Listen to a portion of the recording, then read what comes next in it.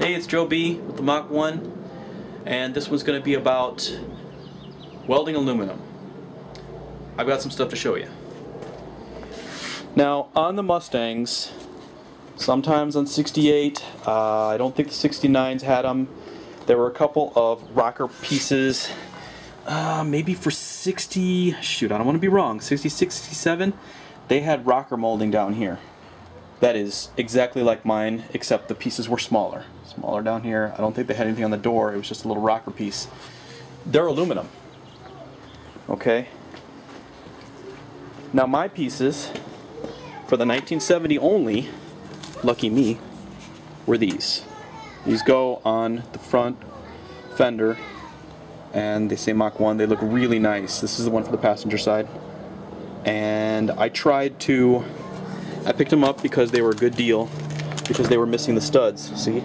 The studs here and here. These two, they came through the front fender, and they had a little, it wasn't a regular bolt. There was like a clip, a little snap clip that kind of just went on. I'll show you. Here. Over here. See this one? This is complete. You get a good look at that. That's not exactly, it's just like a swirl, okay? So, I don't even know what the clip looks like for that. I'm sure it's not too difficult to figure out and to get it correct. But I didn't like that idea. So, my idea was, I went to the hardware store and I got these little, I think they're 8s, stainless steel machine screws. I used some really strong pliers and clipped off the heads, and then I used a grinder to grind them basically flat. And then I took them over here and I got out the MIG welder and my .35 wire, and I tried to weld this thing, and the first weld I tried just burned right through. So I was like, what the heck am I doing? This is not the correct way. I looked up online and I found out that you cannot use steel wire, and you can't just use flat out oxygen to weld aluminum. I guess once you get that hot, the aluminum starts to burn off and melt. So that's why I was burning through. Oh, this is the actual one that I did that with. See, it's a little charred on the end there. Okay. So I was depressed for a couple of days about it. I was a little down. But I stayed with the research. Just because you're down doesn't mean you give up, right? So I found these. These are Alumiweld rods. They were at Harbor Freight for $15.99. And if you read the instructions, you heat these things up to about 700 degrees and they will melt. Oh, there it is. See? Working temperature, 730 degrees. They'll melt right into it. And I'm thinking, this probably works like plumber's solder, right? You don't even need any flux. Look at this. Needs no flux. So it could be even easier than doing the copper piping for plumbing. I looked online and I saw that some guys had used propane. So I also picked this up at Harbor Freight, which is the torch for the propane. This was $17.99. And I picked up just a regular plumber's torch propane tank. This was at Walmart for $3.47. So right here, to try to do this, cost me about 21 bucks. I can't go wrong here.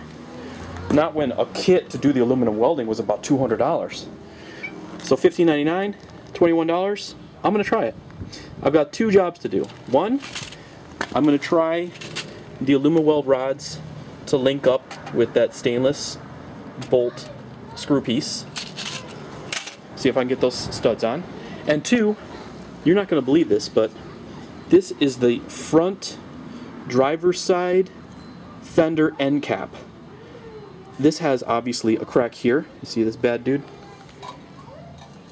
That was causing it to not line up right with the hood. Okay. And I've got another crack down here.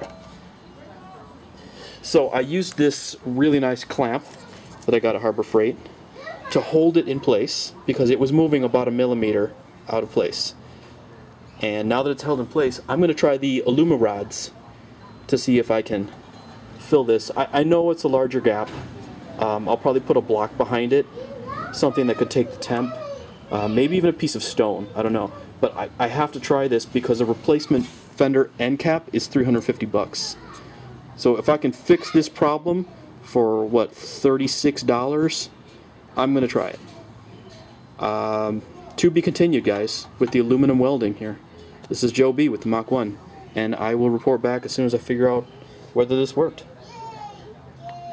Real quick, this is an attachment, an add-on to the aluminum welding that I was attempting to do. Let me show you a couple things here.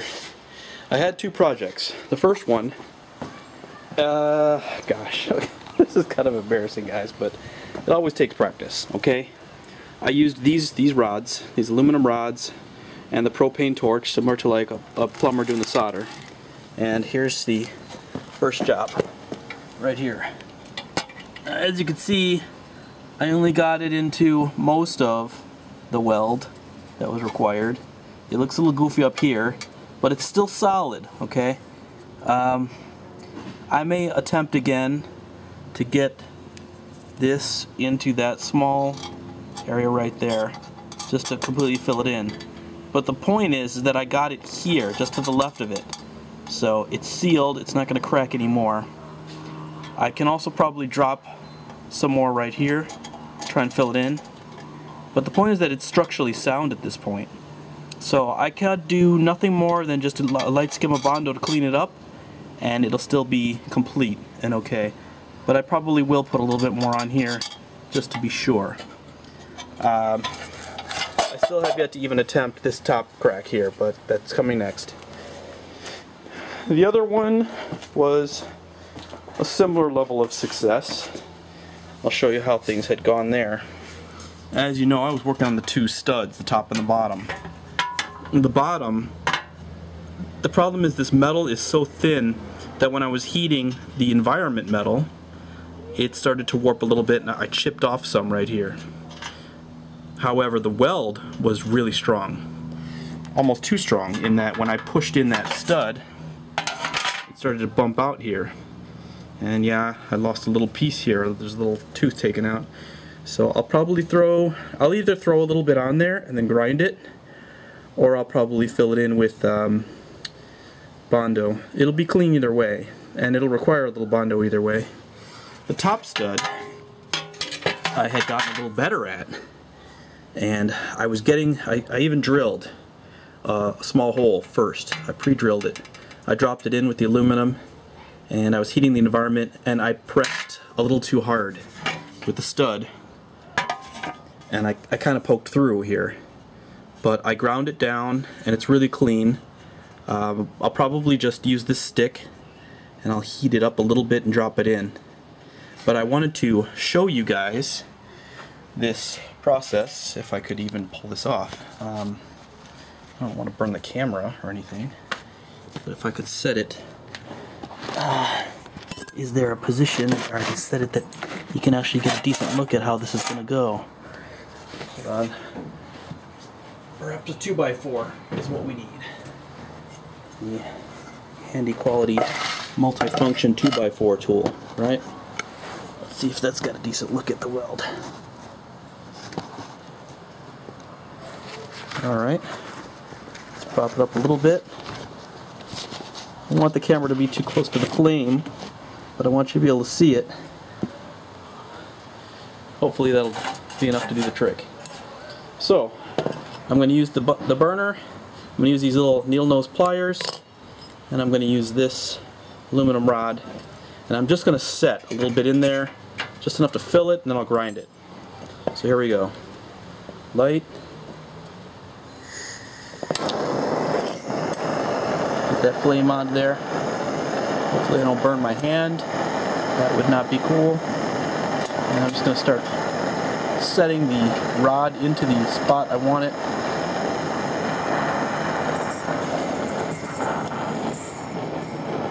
Trying to watch that flame. You probably can't see the flame with the camera.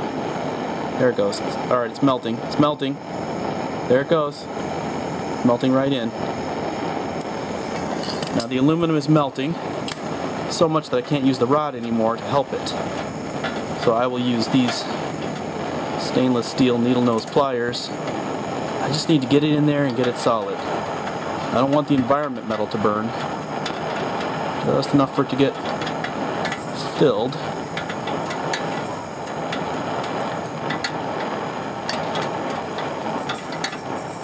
Oh, no, no. Okay, that was a fail. Let me try again here.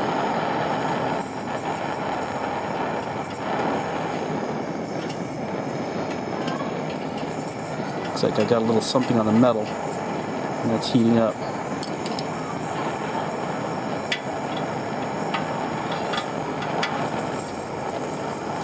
I swear this stuff has some kind of a little flux component to it, because it seems like as soon as it takes that first shape, it freezes in there. Oh, that's hot. That's hot, baby. Just give me one drop. There it is. Come on, Terminator 2. Ah, shoot. I missed. Okay. Alright, there it goes. I'm glad it glopped in there now.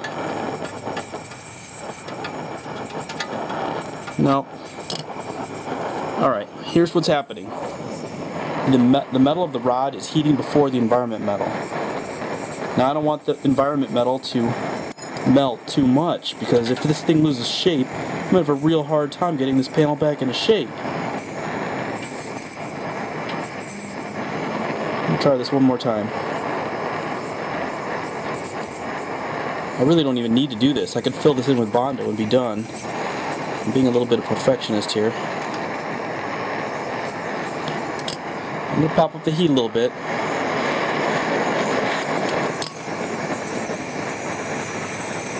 Come on, baby. Hopefully I'm not burning the camera. Camera, are you okay? Alright. Keep my eyes on the job here too. Okay, there it goes. It's liquefying. The environment's good. I'm pulling it off.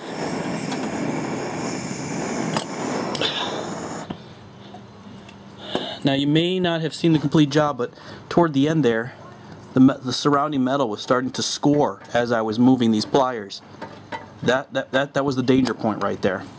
If I had kept the flame on for another few seconds, the whole thing would have started to collapse structurally. This would have bent in under the metal. I would have just started pushing through, and it would have all been really bad, really difficult.